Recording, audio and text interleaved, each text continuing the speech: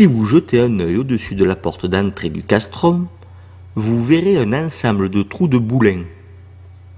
Souvent, ces trous laissés dans les murailles constituent les reliques des échafaudages qui ont contribué à l'édification de la muraille.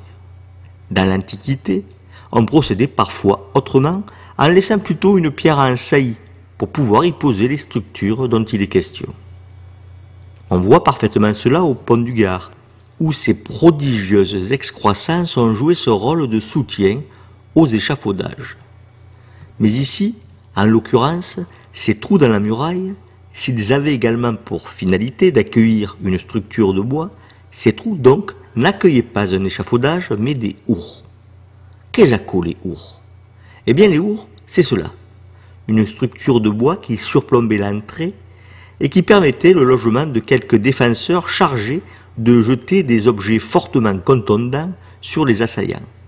On peut penser qu'ils pouvaient également jeter en guise de bienvenue de l'huile et de l'eau bouillante.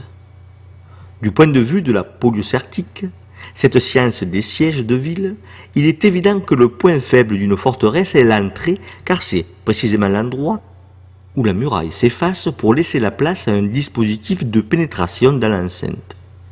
On comprend donc que les concepteurs des forteresses aient redoublé d'ingéniosité pour habiller les entrées de sous-structures défensives. C'est là qu'on trouve des herses, des hours donc, des assommoirs, mais aussi des ponts-levis complétant des fossés de défense. On trouve aussi des tirs croisés et bien d'autres dispositifs. Ici, au castrum d'Allègre, une meurtrière à droite de l'entrée offre une ligne de feu, et des hours défendent l'entrée de la place forte. Aujourd'hui, l'entrée est libre et communément sauve. Qui a dit que rien ne changeait jamais ?